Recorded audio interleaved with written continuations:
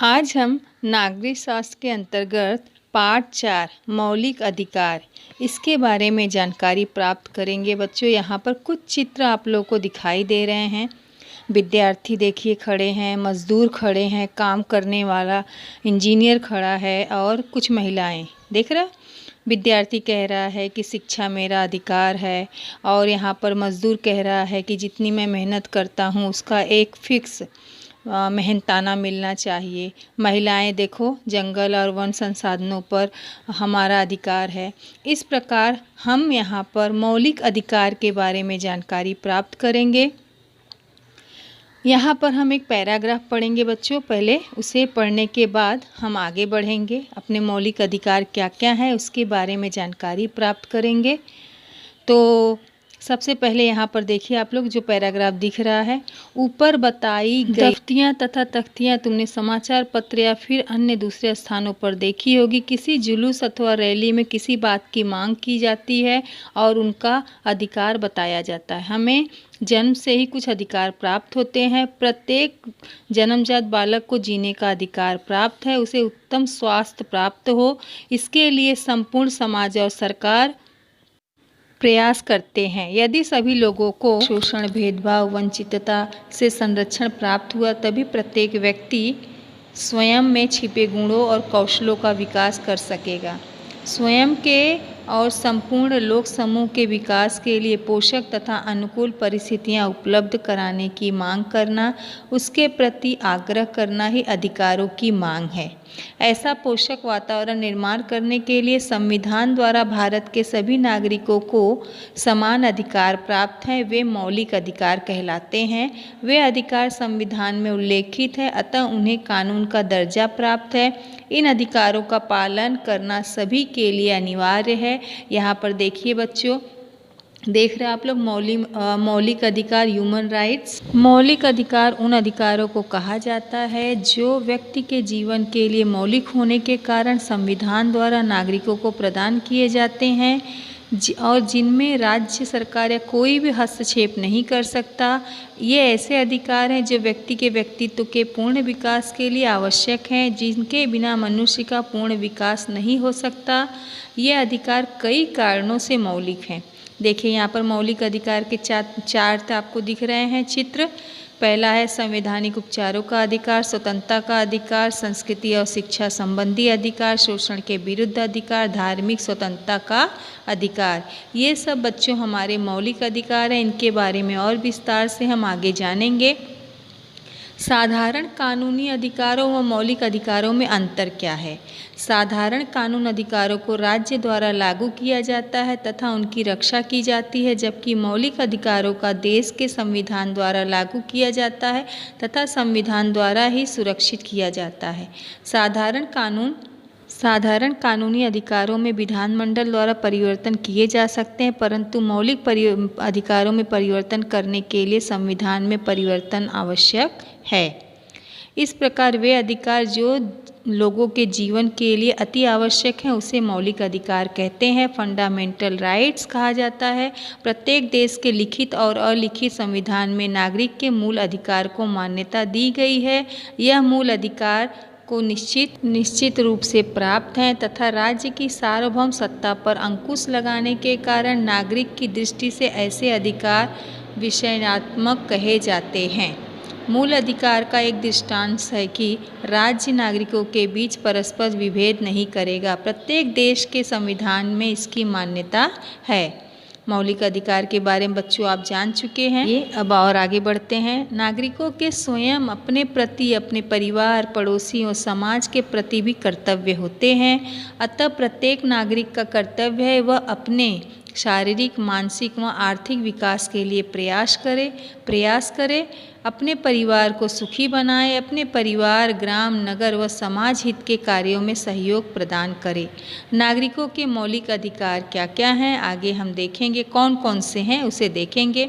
हमारे संविधान में हमें कई मौलिक अधिकार दिए गए हैं। अधिकारों का उपयोग करके व्यक्ति स्वयं, परिवार या समाज के विकास में सहयोग दे सकता है। ये मौलिक अधिकार निम्नलिखित हैं। सबसे पहला है स्वतंत्रता का अधिकार। इस अधिकार के तहत देश के हर नागरिक को भाषण देने, लिखने तथा अपने विचारों को प्रकट करने की आज़ादी प्राप्त है, स्वतंत्रता प्राप्त है। हर नागरिक को देश के किसी भी भाग में आने जाने की स्वतंत्रता है, देश के किसी भी स्थान पर रहने की स्वतंत्रता है, अपनी इच्छा अनुसार वह कोई भी कारोबार व्यवसाय कर सकता है, उसका काम समाज विरोधी नहीं होना चाहिए, पैसा कमाने और खर्च करने की पूर्ण स्वतंत्रता उसे है, जाके रह सकता है, अपना व्यवसाय कर सकता है, इसके लिए कोई रोक टोक नहीं है। शोषण के विरुद्ध अधिकार। 14 वर्ष से कम उम्र के बच्चों को किसी कारखाने में या जोखिमपूर्ण काम में नहीं लगाया जा सकता। यह उसके अधिकार के विरुद्ध है और यह कानूनन अपराध भी है। इसीलिए बच्चों देखो, आपको कहीं पर भी बाल मजदूरी करते हुए कोई भी बच्चा नहीं दिख सकता। उन्हें उस समय सिर्फ और सिर्फ शिक्षा प्राप्त करने का अधिकार है।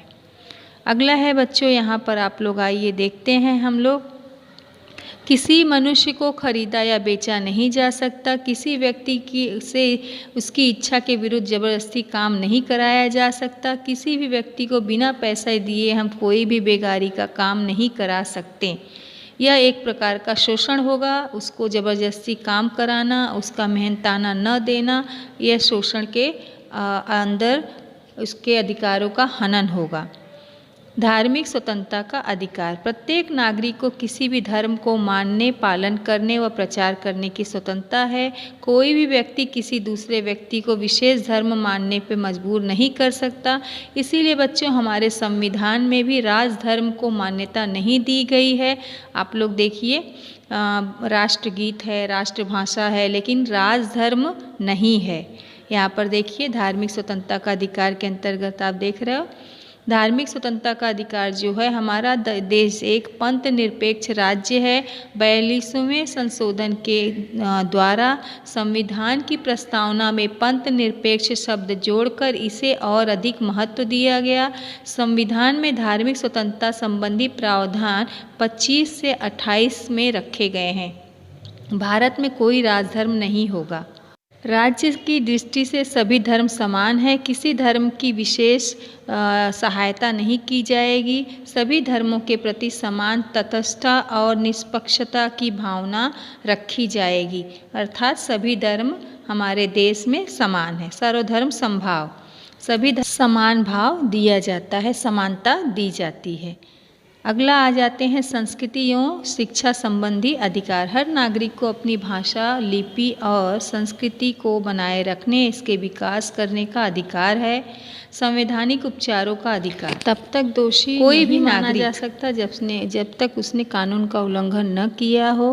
किसी एक अपराध के लिए उस पर एक ही बार मुकदमा चलाया जाएगा या एक ही बार सजा दी जाएगी।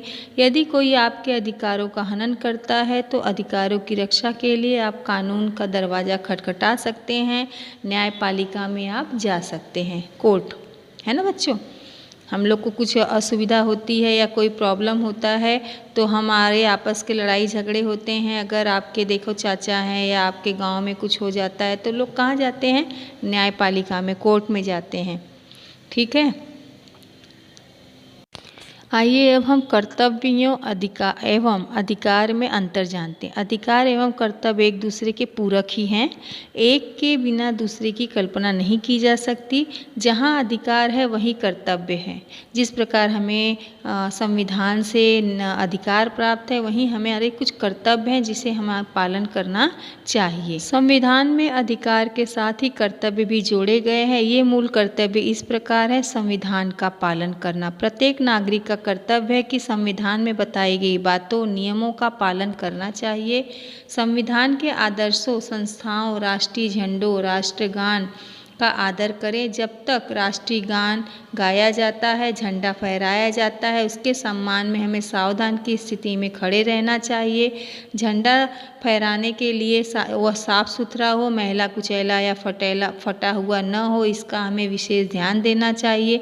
यदि झंडे के टुकड़े सड़क पर या कहीं पर भी दिखे तो उसे इकट्ठा करके सम्मान पूर्वक उसे कहीं पर रख देना चाहिए। संसद एवं विधानसभा द्वारा बनाए गए नियमों और कानूनों का पालन करना चाहिए। कोर्ट, न्यायपालिका द्वारा बनाए गए निर्णयों का सम्मान व पालन करना चाहिए। आदर्शों का पालन। स्वतंत्रता के लिए हमारे राष्ट्रीय आंदोलन को प्रेरित करने वाले उच्च आदर्श हृदय में संजोए रखें और उनका पालन करें। देश की अखंडता एकता बनाए रखने के लिए देश के नागरिकों का कर्तव्य है कि देश को एकता के सूत्र में बांधे रखें और छोटी बड़ी बातों को आपस में ही वो सुलझाएं। लड़ाई झगड़े न करें। धर्म, भाषा, प्रदेश, संप्रदाय हो, वर्ग भेद की संकुचित भावना से ऊपर उठे। भाईचारे व एकता की भावना का विकास करें। देश की संप्रभुता की रक्षा करें। देश की रक्षा करना हमारा परम कर्तव्य है। फौज में भर्ती होकर ही देश की सेवा न करें। संकट के समय देश की रक्षा के लिए हर तरह का त्याग करने को तैयार रहें। देश की शांति और व्यवस्था बनाए रखने में सहयोग प्रदान करें। इस तरह हमारे जो कर्तव्य हैं उसे हमें उसका पालन करना चाहिए। हमारे देश अगला पॉइंट है गौरवशाली परंपरा का परिरक्षण। हमारी सामाजिक संस्कृतियों गौरवशाली परंपरा का महत्व समझें और उसका परिरक्षण करें। पर्यावरण की रक्षा करें। वैज्ञानिक दृष्टिकोण रखें। स्वस्थ परंपराओं को अपनाएं। ज्ञान बढ़ाने और उसका विकास करने का प्रयास करें। सभी के प्रति मानवीय दृष्टि अपनाएं।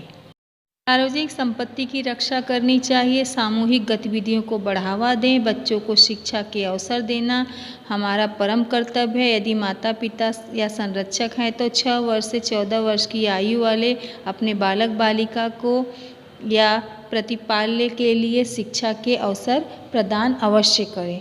इस प्रकार बच्चों जो हमारे कर्तव्य और जो अधिकार हैं हमने इस वीडियो में उसको समझा। आगे हम लोग अगला पॉइंट पढ़ेंगे। यहाँ पर यह पाठ खत्म हो जाएगा।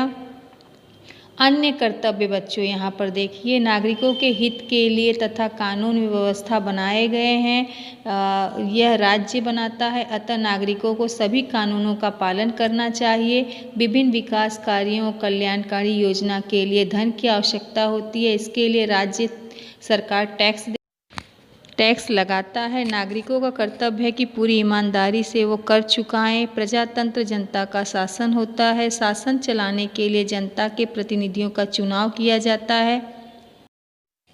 नागरिकों को बिना किसी लालच के मतदान करना चाहिए। सार्वजनिक पद पर नियुक्ति होने पर सेवा भाव से अपने कर्तव्यों का पालन करना चाहिए। बिना किसी पक्षपात के राष्ट्र के हित के लिए काम करें।